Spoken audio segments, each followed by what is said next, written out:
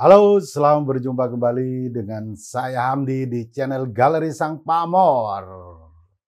Oke, sahabat Sang Pamor dimanapun berada, kali ini saya sangat penasaran dengan Mbah Mat. Jadi aku sangat penasaran, saya pribadi kenal Mbah Mat, terus kenal dengan murid-muridnya, terus teman-teman dekatnya, banyak cerita yang sungguh di luar nalar kami.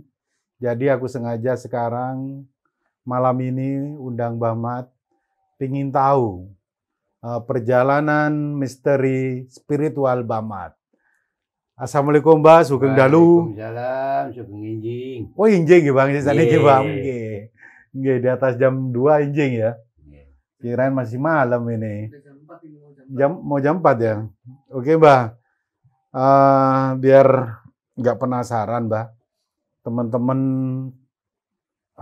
atau saya pribadi memang masih tanda tanya karena di luar sana teman-teman Mbah ada yang mengaku murid Mbah itu banyak cerita yang aneh-aneh, Mbah. Seperti contohnya Mbah dulu masih muda itu sering ngangkat itu loh, Vi. Mobil kadang terperosok itu. Gayanya Mbah Mat itu minta tolong orang kampung, tapi nggak taunya Mbah Mat sendiri yang ngangkat gitu loh. Jadi gimana Mbak Pripun, Mbak? Gini Mas Andi, secara perjalanan spiritual saya itu ya memang mengawali itu memang dulu secara ritual saya. Secara ritual. Ritual itu memang secara ya contohnya ya kalau orang Muslim itu dulu saya itu tekun. Dengan perjalanan secara syariatnya. Oh, iya. Tapi akhirnya dengan saya tempa, dengan perjalanan kehidupan saya, akhirnya saya itu kalau malam itu sering nggak tidur gitu loh. Tapi jadi berangkat dari nggak tidur, Pak? Iya, duduk sendiri ini kadang-kadang badan itu terangkat. Oh. Seperti berputar gini. Saya ini sampai heran. Siapa sih ngangkat saya ini? Enggak, saya potong, Mbah. Dengan nggak tidurnya, itu melakukan wirid atau apa itu, Mbah? Ya enggak wirid. Enggak wirid malah ya? Saya merasakan dalam perjalanan keseharian saya. Istilah independen lah istilahnya. Dengan perjalanan tempaan kehidupan sehari-hari. Nah, ini niku nggih. Bukan secara saya itu belajar itu bukan. Introspeksi diri. Jadi perjalanan untuk menggali di dalam diri saya sendiri. Menggali di dalam diri sendiri. Istilahnya bahasanya sekarang kan mengeksplorasi kan. Mengeksplorasi. Nah itu. Sampai saya perjalanan itu menemukan suatu titik kesadaran. Apa sih yang perlu dilakukan oleh manusia itu sebenarnya? Ya memang awal pembelajaran itu secara ritualitas. Tapi kalau sudah menemukan titik kesadaran, yaitu aktualitas. Jadi saya itu kadang-kadang ya heran kadang-kadang Mas Andi. Kadang-kadang orang itu sering kadang-kadang dibilang saya itu ada di mana. Ada di mana. Berarti termasuk Rogo Sukmo, Pak? Bukan artinya Rogo Sukmo. Itu mecah rogo. Mecah rogo. Ya. Nah, karena di sini dengan perjalanan saya itu menemukan titik 3 kesadaran di dalam diri kita sendiri. Nah sebenarnya di dalam diri kita sendiri ada 3 kepribadian. 3 kepribadian. Ya. Yang disebut yaitu yang disebut 3 daya sadar di dalam diri kita. Nah menjalani kehidupan itu ya harus dijalani dengan secara kesadaran. Itu menemukan kesusahan atau kesenangan, ya tinggal dijalani aja. Dengan kesadaran bagaimana kita bisa menemukan suatu kenikmatan itu. Kenikmatan itu. Nah di situ. Nah itulah akhirnya kita kadang-kadang itu tanpa disadari terhimpunlah suatu daya-daya di dalam diri kita sendiri. Dan seperti saya itu kadang-kadang pernah terjadi ini nanti. Sering ada mobil terperosok itu. Iya, yang sering aku dengar gitu, Bang. Ya, ya cuma kadang-kadang saya itu ya minta bantuan sama orang. Udah, supaya tidak terlihat Mas Andi. Jadi saya buat untuk tertawa bagaimana?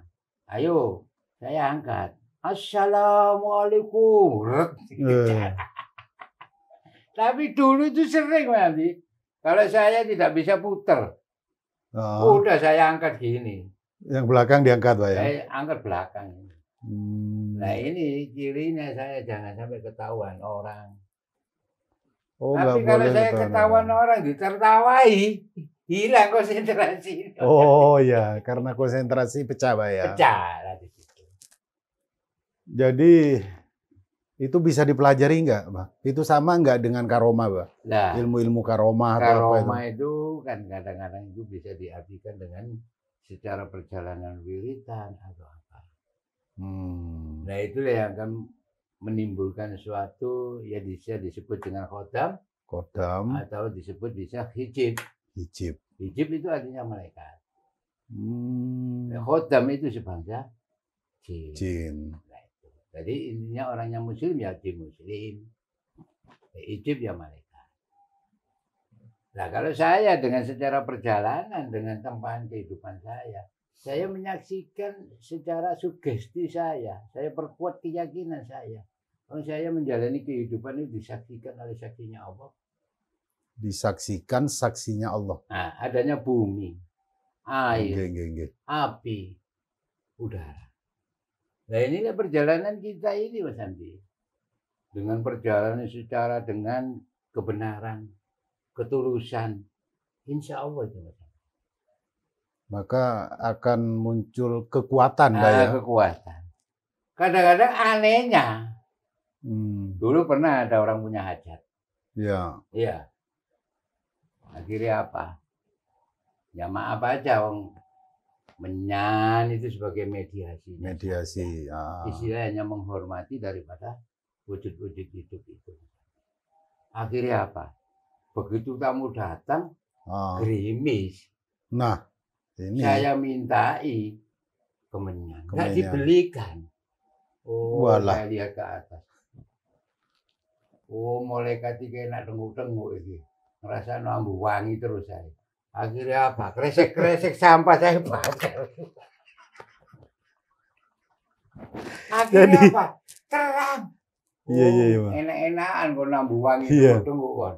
Akhirnya malaikat ini bawa air sama angin, nyingkri macam ini.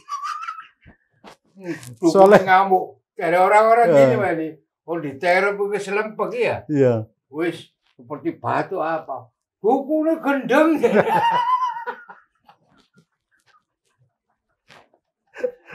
Wedi mambu anu. Ya mau kresek. Itu. Ya kadang-kadang saya melakukan itu kadang-kadang menurut orang itu ya. Kadang-kadang tidak masuk akal. Tapi yang menjadikan kenyataan. Nah makanya di situ Mas Andi, apa yang menjadikan suatu apa sih sampai mau jalankan, niat, yakin itu aja. Segala sesuatunya, insya Allah itu akan terjadi. Berarti sangat berkaitan dengan sugesti, Pak ya? Bukan sugesti. Oh bukan, Pak ya? Memang itu suatu hakul yakin. Hakul yakin. Nah artinya diri kita itu bukan sendirian. Dalam arti kita bersama Allah. Ya tidak semudah orang itu mengatakan kita bersama Allah. Iya. Tapi kadang-kadang lewat kuburan, kenapa kok takut? Ayo. Iya. Malah takut gedongeng. Dongeng kan cerita, Pak. Nah karena ono pocong, ono iki to. Terbawa secara ilusi dengan cerita-cerita yang belum pasti. Terus saya pernah kok. Itu saya duduk Mas Andi, enak-enak duduk gini rokokan, nggak taunya itu ada orang hitam tinggi. Akhirnya saya maju, ya dia mundur, saya mundur dia maju.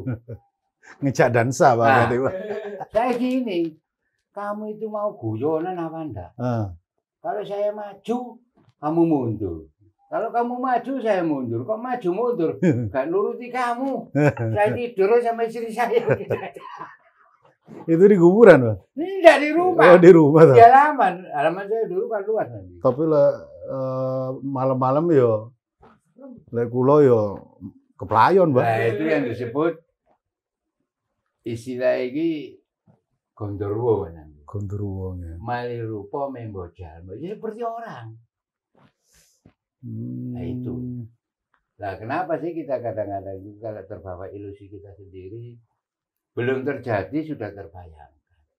Nah sebenarnya tidak ada, tapi kok ada kan secara ilusi di dalam dirimu sendiri pemikiranmu itu. Tidak ada jadi ada. Nggak ada jadi ada. Nah istilahnya tidak ada kok diundang-undang. Ya datang. Lah iya lek teko wedi dhewe. Wedi dhewe lah. Ora nek apa-apa dihubungi minyan. Kata orang kan ngundang katanya itu, Bang. Padahal itu wujud menghormati, Mbak ya. Iya. Wangi-wangian itu ya. Saya itu ekstrim Mas Andi. Betul. Umpama corona orang itu minta pengobatan. Tapi kalau orang itu jengkel Mas Andi. Sulit lah diberikan pengarahan. Iya. Sampai kayak gini kan. Mati kok, Mas. 3 hari mati Mas Andi. Itu perjalanan yang pernah saya alami. Lebih baik jadi orang selang, nyeseli halam, lebih baik mati kok. Ekstrim aja itu kadang-kadang. Ekstrim ya. Iya. Jadi kalau kita ngomong kanuragan, Bang, berarti kita bisa belajar dari wirid, ya, mantra, ya, dan ada satu lagi yang aktualnya itu, Mbak ya. Ya. Jadi itu tanpa wirid, Mbak ya. Tanpa wirid. Kayak Mbak alami ini ya. Nah ini secara tindakan wujud nyata dengan kesadaran. Jadi intinya lebih sulit mungkin, Mbak. Makanya yang disebut ada spiritual murni, ada spiritual yang tidak murni. Kalau spiritual yang murni, ya dari diri kita yang mengeksplorasi. Tapi kalau yang tidak murni, kenapa sih kita mengadopsi? Pakai kodam itu, Mbak ya? Lah pakai kodam, pakai hiji. Oh kita itu manusia itu makhluk yang paling sempurna, dimuliakan ya. Kenapa? Oh diri kita ini sebenarnya, makanya ya maaf aja Mas Andi. Dalam arti ini dengan bahasa ya agama. Waman arafa nafsaha faqad arafahu, waman arafa nafsaha jahiliyah. Mengenallah dirimu, kau akan mengenal Tuhan. Kalau kau sudah mengenal Tuhanmu, kau akan mengenal kebodohan dirimu. Nah kenapa? Oh hidup itu wujud, ada kan berarti? Iya. Ada di mana? Mau wujud hidup, artinya mau wujud urip. Iya. Kalau sudah mau wujud urip, ngawujud dengan bentuknya kehidupan ini. Dalam arti tiap bentuk kehidupan ini, Mas Andi, ada hidupnya. Ada hidupnya. Nah, jadi tiap bentuk kehidupan apapun, manusia, binatang, apapun tumbuh-tumbuhan ini, Mas Andi, ya di situlah ada hidupnya. Kalau kita sudah mengenal diri, mengenal Tuhan, insya Allah akan mengenal yang lainnya. Ya tinggal kita ini hanya untuk berbuat dengan rasa kasih sayang. Rasa kasih sayang. Nah, ini. Tentu lebih sulit, Pak ya. Nah, sebenarnya di sini hidup itu ngawujud dengan bentuk kehidupan apapun. Ya wujud hidup ya ada di dalam diri kita sendiri, ngawujud dengan bentuk secara jasmani diri kita. Nah makanya di situ Mas Andi, kenapa sih kita kurang bisa menghargai daripada hidup ini? Nah waktu hidup kita ini hanya sedetak beriringan napas. Sedetak. Bila kau berjalan dengan kesadaranmu, aku ada di dalam dirimu. Tiap detak beriringan napas, disitulah diriku. Setiap detak beriringan napas. Nah makanya artinya kemarin saya bilang kan ngaji urip. Ngaji sebenarnya tidak panjang-panjang. bisa nggak ngajeni yang hidup ini? Karena hidup itu yang mulia. Bisa nggak memposisikan dengan kemuliaan hidup, bagaimana bentuk untuk menjalankan daripada sifat-sifatnya hidup. Di situ. Nah, kadang-kadang kita ini nanti tidak mengenal diri, akhirnya tidak mengenal kehidupannya. Kadang-kadang kita itu sambat sakit. Tuhan itu sudah melengkapi dengan bentuk kehidupan tanangan. Kalau kita sudah mengenal diri, mengenal dirinya, kita akan mengenal hal yang lain dengan bentuk kehidupan apapun ini yang ada hidupnya. Saya sendiri kadang-kadang sulit, lucu kadang-kadang. Kalau ada orang sakit, minta bantuan saya kadang-kadang tertawa.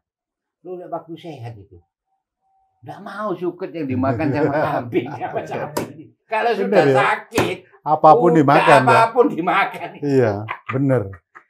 Ya itu loh, Pak. Nah, karena kita sudah mengenal. Kadang kan apa, Mbak ya? Orang yang dicari adalah puncak kesadaran, Mbak ya. Puncak kesadaran. Jadi kita dengan menuju puncak kesadaran itu, kadang kita diberi dari gesekan, Pak. Dari kita ke Pagi Jenengan, Serawung, akhirnya sadar dengan wejangan-wejangan jenengan. Kadang sing agak egonya tinggi, Pak ya, mungkin ego mungkin. Kadang dikasih sakit, dibawa ke rumah sakit opnam, baru sambat, Pak. Nyeluk panggil-manggil Tuhan udah, Pak. Ya Allah. Kenapa panggil-panggil? Iya. Nah, karena dalam suatu perjalanan daripada suatu kehidupan, kenapa tidak menghargai, menghormati daripada wujud hidup yang menggerakkan daripada detak, jadi napas, sampai bisa bergerak kemana-mana. Makanya di sini loh, kenapa sih hidup menjalani kehidupan itu kita sia-siakan? Apa nilainya tiap busa napas hidup itu? Padahal kita ini Mas Andi, membutuhkan 5.550 liter oksigen dalam satu hari. Andaikan 1 liter itu 25.000. Mampu kita membayar kepada Allah untuk membayar sewanya ambekan ini. Wih, aku aja udah 47 tahun nih, Bang. Nah, berapa duitnya piro itu? Nggak mampu. Iya. Larang, Pak. Nah, intinya kita ini bagaimana untuk memuliakan daripada wujud hidupnya ini, berbuatlah baik. Berbuatlah baik. Nah, ini. Berbuat baik itu tidak bisa ditentukan seperti ini. Nah, Allah itu butuh berbuat baik kita. Apa enggak? Enggak mungkin, Pak. Enggak butuh. Enggak butuh ya, Pak ya. Hukum imbal balik. Nek sampean bisa berbuat baik terhadap siapapun. Hukum imbal balik kan terjadi apa? Kembali baik. Kembali baik. Allah enggak butuh. Tandur ngunduh niku, Pak. Nah, di situ Mas.